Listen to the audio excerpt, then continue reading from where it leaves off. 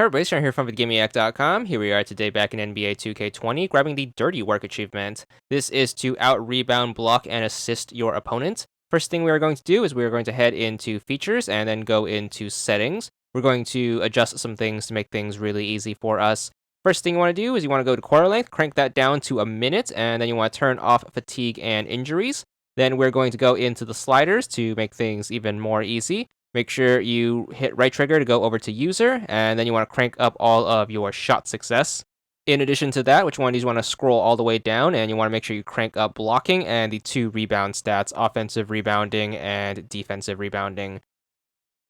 After we have our sliders in place, go into coach settings, and I highly recommend turning these things to manual. Timeout, player minutes, and substitution. Also set the substitution method to rotation, and then we should be good in terms of the setup. We are going to do this in a play now quick play game with 2 controllers to make things even more easy and quick. Make sure you get the ball on the controller getting the achievement, which is going to be controller 1 in this case. And the first thing we are going to work on is going to be the assist. So just make sure you pass to an open player and have that player score immediately after the pass, and that should count as an assist. With those sliders in your favor, you should be able to score relatively close to the basket, and we should be good for our first thing. Then we're going to work on our rebound. Make sure you bring up the ball with the second controller. You want to shoot it from about half court. It should miss, and hopefully one of your guys should get the rebound, and that should take care of that.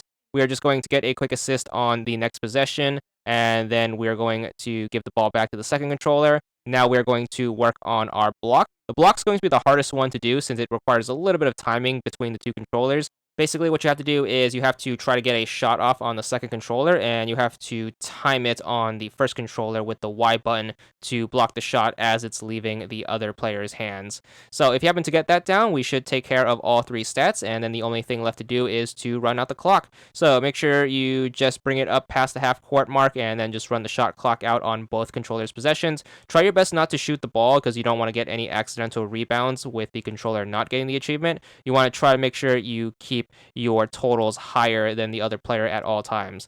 And of course, you can always hit the start button to pause the game and then go into the game stats to check the totals whenever you want to. So as long as you keep above the other player, you should be good for the achievement once the game clock runs out. Once it does, we should be good for our achievement, 15 gamer score, and that's all there is to it.